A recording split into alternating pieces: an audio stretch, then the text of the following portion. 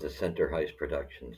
Uh, it is September 19th, and it was just a few hours back on the 18th that Kent Hughes got the deal done. So first, please hit the likes and subscribes in the bottom of the right-hand corner. We'd muchly appreciate it. Let's try to get 100 likes. And breaking news, the Habs trade Desmith as Kent Hughes stated he would for Tanner Pearson from Vancouver and a third-round pick in 2025. And that means the Habs bring on a $3.25 million contract, a little higher than what the Smiths was at 188. However, it's only till the end of the season, and good experience that is brought over. Unfortunately, that's why Vancouver unloaded him. Tanner's been having a lot of problems with his wrist, and missed most of last year due to it. Had over 7 surgeries on it, and unfortunately, it's been an ongoing thing for him. But worst case, he's been on LTIR for Vancouver. So hopefully it pans out, and I just hope he doesn't. It doesn't end up being a situation where he ends up being in the way of one of the two. I only see, there's 2 prospects that we kind of figure are in Montreal. We're still not even sure of that because it's not totally. It's actually, we shouldn't even say that because, truthfully, we believe Harvey Pinard is on there. Will be with the Habs. Elonen, it's not a sure thing yet. We hope so. And then we got Heineman knocking at the door, and Beck, who's knocking at the door. There's things that need to happen, but Tanner Pearson, I pray to God, doesn't get in the way of that progress.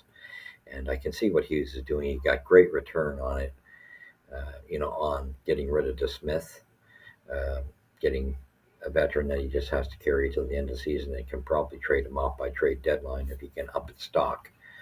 So I would say that's going to be the hope. However, I do hope it does not hinder our youngsters from getting there. But I think genius move again by Hughes. I can see what he's up to.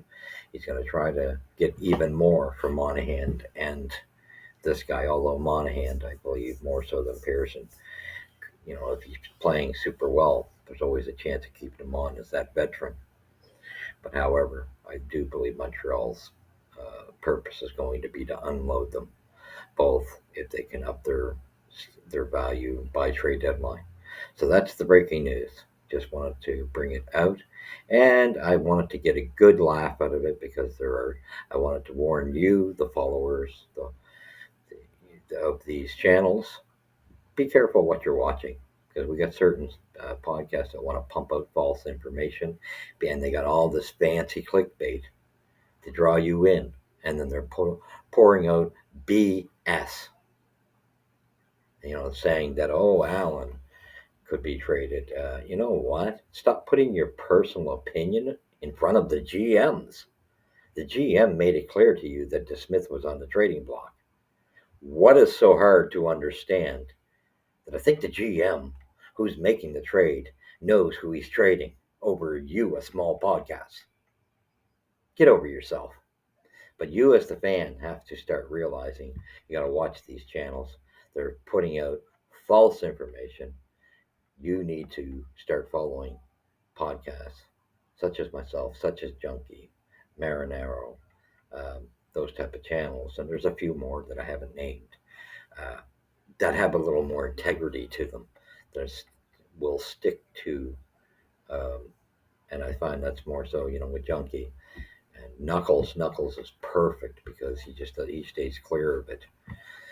He's even better than others. Sometimes you can see on sick podcasts there's some questionable things that are stated on there by some of the guests.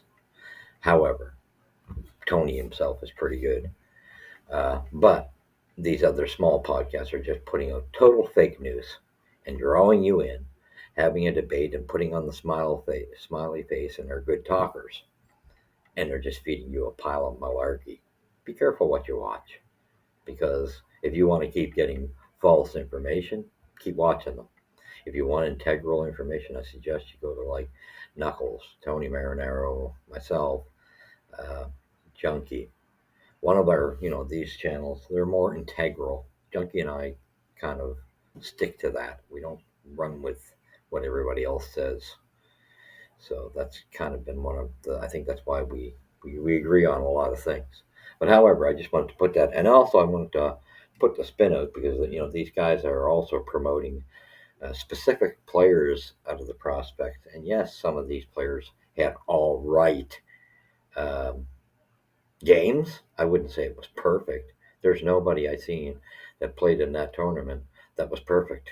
Um, I could see the difference of just that aura and handling of themselves. I still see Heineman and Beck as the front runners, and it's hands down.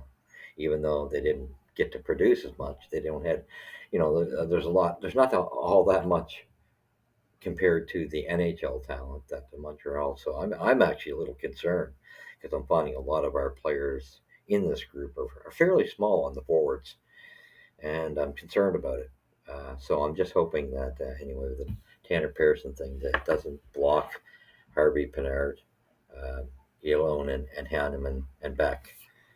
And I think when you get those four guys, and yes, it does after those guys, because I do see Heineman's got a shot at cracking the lineup. Although this Tanner Pearson thing might have done something, I don't know. Um, and yeah, so hopefully it doesn't affect him. Hopefully Beck's not affected. I think Beck more so in the center role. I think they've got to do something in that center role. I think a move's got to be made where I think Evans has got to move on. I heard that comment too. People trying to compare Evans to Dvorak. It's not even close. Dvorak is a way more talented, way more consistent player than Evans will ever be. Now, yes, he's not. Everybody's upset we spent so much to get him. I get that, but there's no comparison. Dvorak's a good hockey player, and he's a good shutdown guy. He's proven that. Evans had a horrible season last year, and his career is just sliding backwards now. Unload him so that you don't lose a guy like Ilonen, or you make space for Beck, whichever it may be.